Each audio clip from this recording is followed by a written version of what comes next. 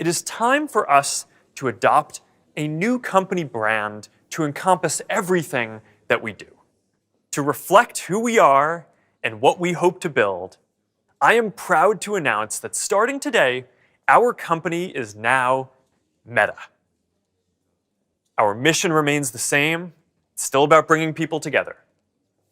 Well, there you have it. The rumors are confirmed. Facebook is now Meta.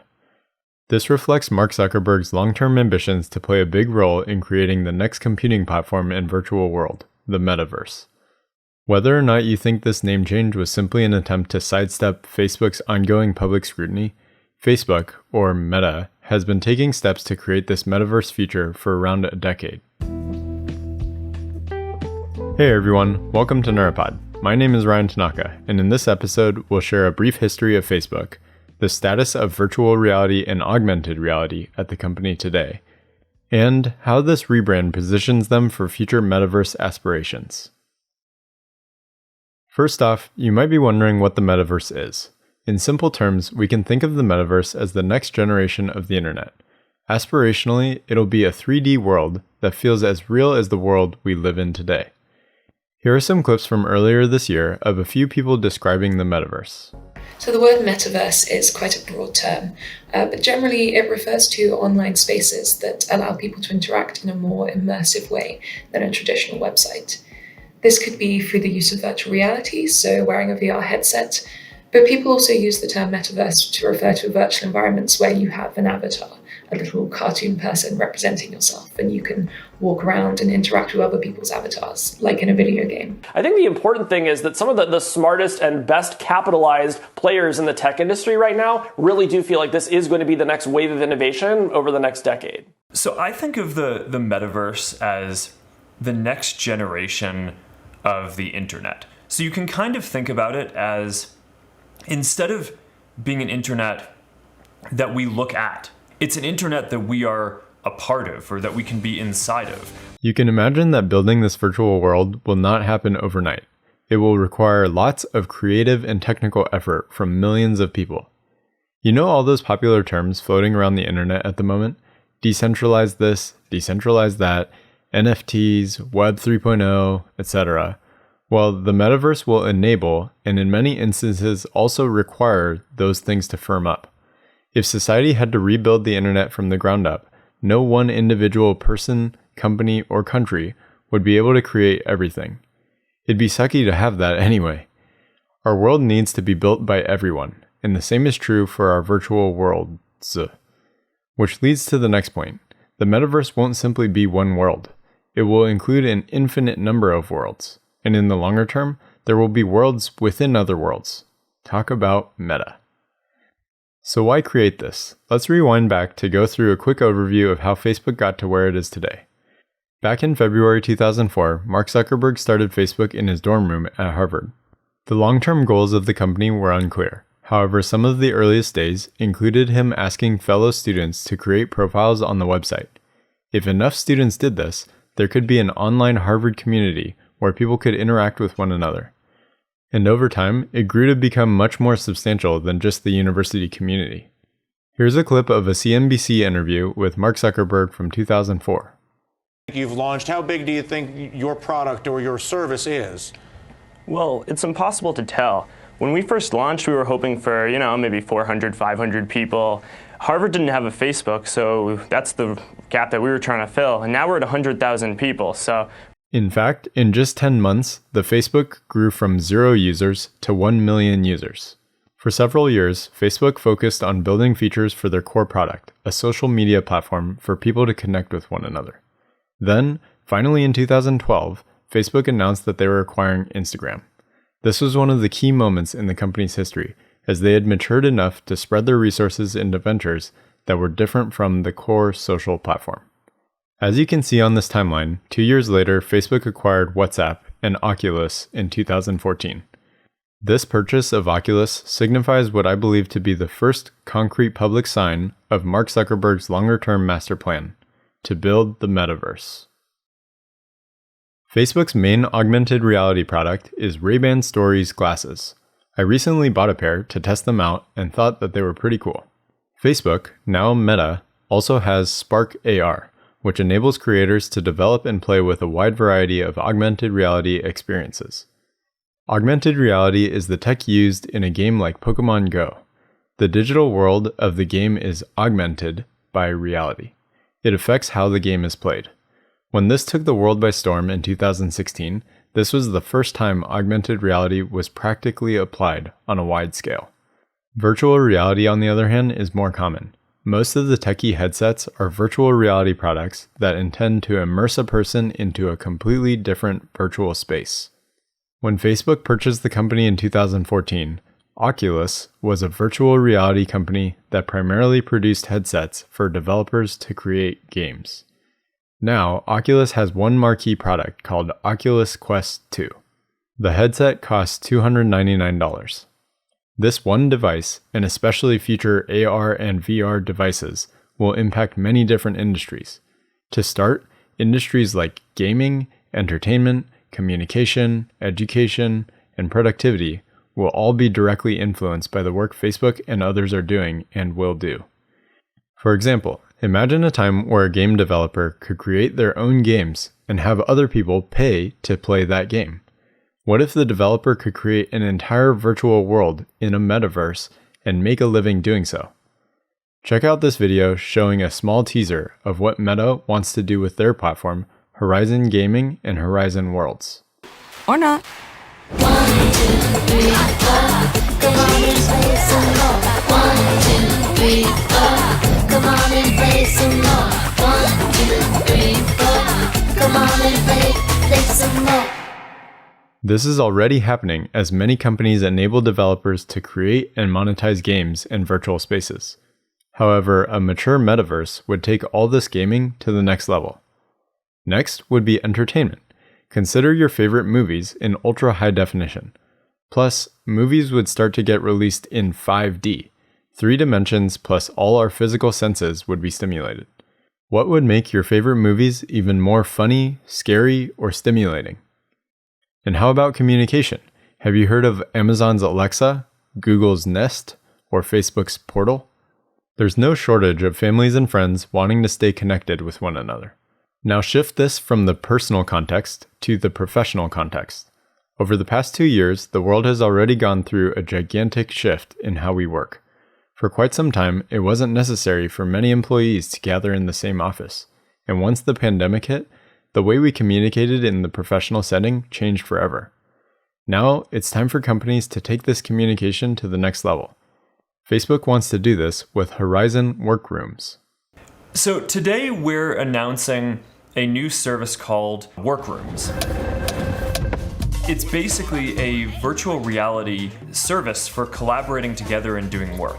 So this is going to be one part of this overall vision that we've talked about, and it's something that we've been using internally at Facebook for a while, and we really like. But it basically gives you the opportunity to sit around a table with people and work and brainstorm and whiteboard ideas. For people who can't be there through virtual reality, they can just video conference in, so you can include everyone. But it's this pretty amazing experience where you feel like you're really right there with your colleagues. Workrooms is used on Facebook's Oculus Quest 2 virtual reality headsets.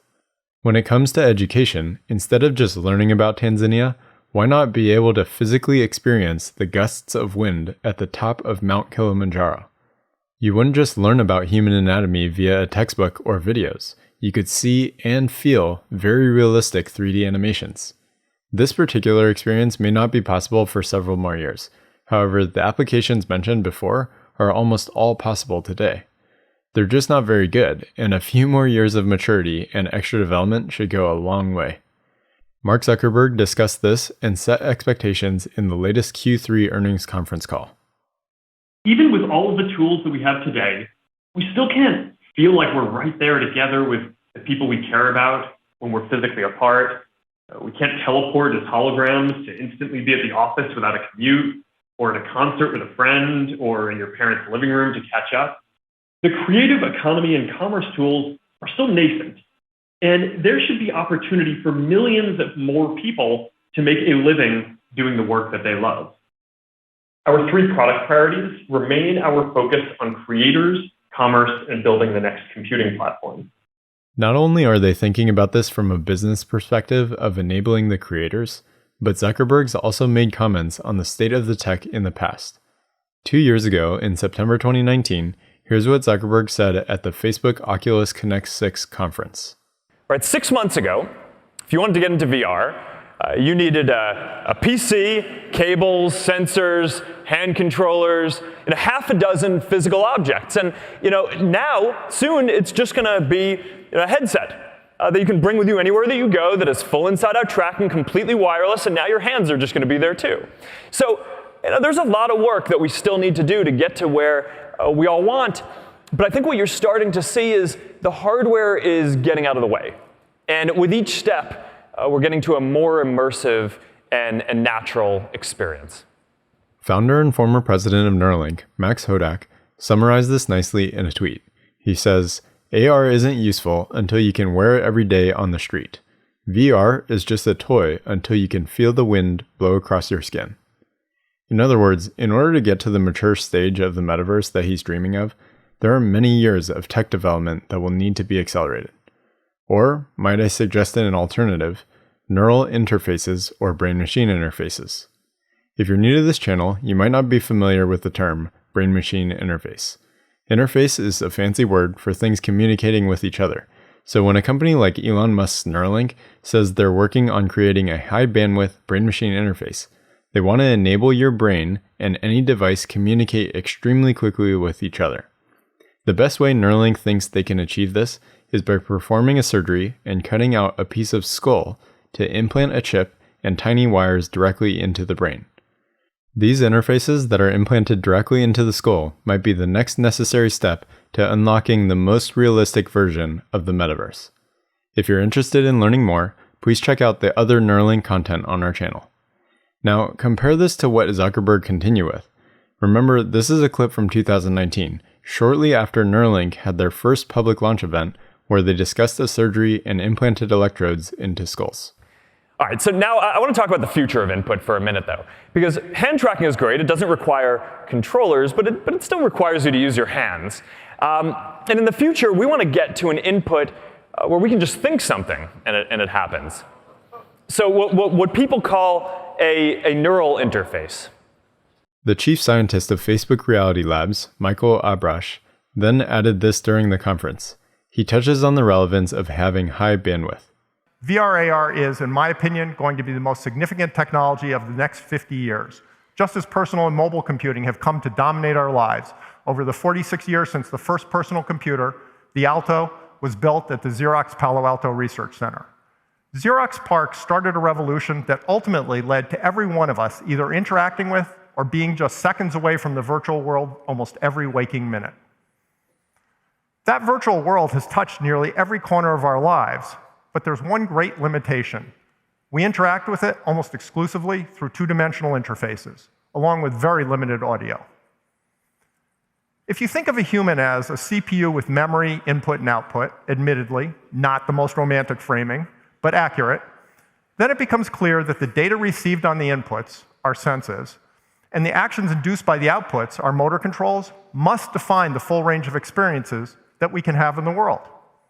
Based on the prior comments and understanding the history of the public's perception of Facebook, I have a feeling that Meta won't be working on the most high-bandwidth interfaces that Elon Musk's Neuralink is developing.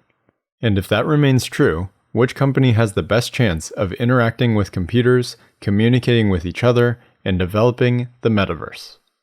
Well, Meta is going to try, and they'll probably do a decent job. Max Hodak said this: I'm sure FB, or Facebook, will ship something they call a metaverse, and lots of people will use it. I'm also pretty confident that better alternatives will exist, and over a long enough time horizon, Facebook's will look like a toy. Beyond Reels and commerce, I also want to share some thoughts on our longer-term efforts to build the next computing platform and help bring the metaverse to life. This is a major area of investment for us and an important part of our strategy going forward. And I view this work as critical to our mission because delivering a sense of presence, like you're right there with another person, that's the holy grail of online social experience. Over the next decade, these new platforms are going to start to unlock the kinds of experiences that I've wanted to build since before I even started Facebook. Like I said in the intro, whether or not you think this name change was simply an attempt to sidestep Facebook's ongoing public scrutiny, Facebook, or Meta, has been taking steps to create this metaverse future for around a decade. In many interviews, Mark Zuckerberg has stated that he's wanted to be in contact with other people around the world in a more real way than the current internet allows. Building the metaverse is part of a master plan for Facebook, now Meta, to unlock lots of economic potential. And if Meta can provide that base layer for developers and creators to build on top of, they'll be able to charge a fee for all the transactions that occur thereafter. And do you recognize this business model? There are plenty of examples that currently exist which implement this structure. For developers creating stuff, there are YouTube and others. For an ecosystem and platform, there's Apple and others. For work meetings, there's Zoom and others. Gaming, Epic Games and others. Fitness, Peloton and others. And the most similar appears to be YouTube or Apple. Think back to around 2008 when the iPhone was hitting its stride. At that time, what would happen if you were on the verge of unlocking a new industry and owning the platform that enabled apps to be built on top of? It's not very surprising that Facebook wants to have all these products integrated into one ecosystem. What they're trying to build with the metaverse sounds like a digital, quasi-carbon copy of what Apple did with their smartphone ecosystem. This all reminds me of a quote from earlier this year on Tesla's Q2 earnings conference call, where Elon Musk was asked about letting competitors use Tesla's charging network. He used the opportunity to take a shot at Apple's business approach. I think we do want to emphasize that it is our goal is to support the advent of sustainable energy.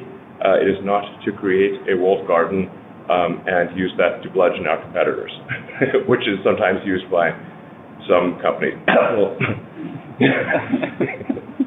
It's simple from a business perspective. Make and sell a nice phone. Create apps that are exclusively available on that phone. This leads to people wanting the phone to have those apps. If they buy the phone and the apps, they want something that can connect exclusively to those devices. So they might get a computer, a watch, TV, headphones. All of a sudden, the customer is stuck in the ecosystem and competitors are locked out. And if you missed the last tidal wave of the internet, or in Facebook's case, was just a latecomer, why wouldn't you want to be the foundational layer that the metaverse gets built on? If they're successful, Meta would essentially be a metaverse conglomerate of those previously mentioned companies: YouTube, Apple, Zoom, Epic Games, Peloton, and more. Mark went on to elaborate on the metaverse plans on the call.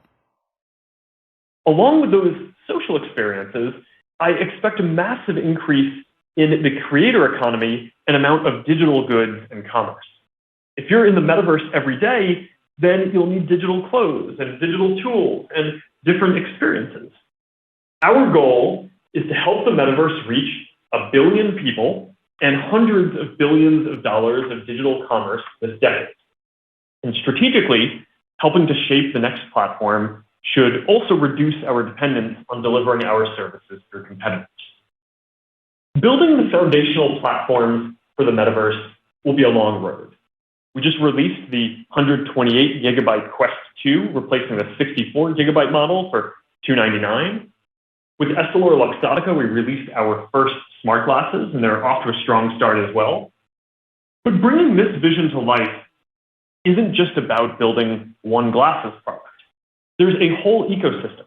We're building multiple generations of our VR and AR products at the same time, as well as a new operating system and development model, a digital commerce platform, content studios, and, of course, a social platform. So to reflect the significance of this for our business, today we are announcing a change to our financial reporting. Starting next quarter, we will begin disclosing financial metrics for Facebook Reality Labs separately from our family of apps. And this will provide investors with additional visibility into the investments that we're making in augmented and virtual reality. Then he closed off the remarks with this statement, demonstrating the company's commitment to this effort. In 2021, we expect these investments to reduce our overall operating profit by approximately $10 billion. And I expect this investment to grow even further for each of the next several years. It will be interesting to watch if these ongoing investments will take wearable products like these to the next level. All these gizmos, gadgets, and smart devices are only moderately useful now, so it'll be great when the time comes where we can actually experience a virtual world as though it were real. Other applications for the investment include the buying and selling of digital goods. Are you interested in crypto or NFTs? Mark went on to elaborate further on the importance of creators and developers making the virtual world become a reality. We're also building a Horizon marketplace, where creators can sell and share 3D digital items. And our hope is that this will enable a lot more commerce and help grow the overall metaverse economy. Because at the end of the day, it is really the creators and developers who are going to build the metaverse and make this real. Speaking of people doing this work, earlier this month, Facebook announced they'd create 10,000 new jobs at Facebook across the European Union, and build on their European presence by putting the region at the heart of their plans to help build the metaverse. Another press release elaborated on their intentions to build the metaverse responsibly. In this post, the company says, "The metaverse won't be built overnight by a single company. We'll collaborate with policymakers, experts, and industry partners to bring this to life." And the idea that Facebook is not the only one building the metaverse was echoed by the VP of Metaverse at Meta, Vishal Shah, just a couple days ago. And it's important to note that Facebook, now Meta, will not be building the metaverse alone. We'll conclude with this statement from Mark Zuckerberg. Since his teenage years, it's been his master plan to connect people and live in a very connected world. Time will tell if he and Meta are the ones that help enable this metaverse vision to become a reality. Yeah, I mean, this is an exciting area. It's going to be a big focus, and I think that this is just going to be a big part, I think, of the next chapter for the way that the internet evolves after the mobile internet. And I think it's going to be the next big chapter for our company too, is really doubling down in this area. For the last 17 years, we've worked a lot on building different apps for people to connect, and the main way that they've done that is on phones. And I think if we're successful, then maybe 5 years from now or 7 years from now, people will primarily think about us as a metaverse company rather than a mobile internet company that's kind of helping to build these kind of experiences. And I think it's just going to span so much. It's people will hang out. You'll be able to really feel like you're present with other people. You'll be able to do all kinds of different work. There will be new jobs, new forms of entertainment, whether it's gaming or incredibly complex scavenger hunts like you're talking about. Or more enjoyable ways of doing fitness or concerts or getting together, the comedy show that we talked about.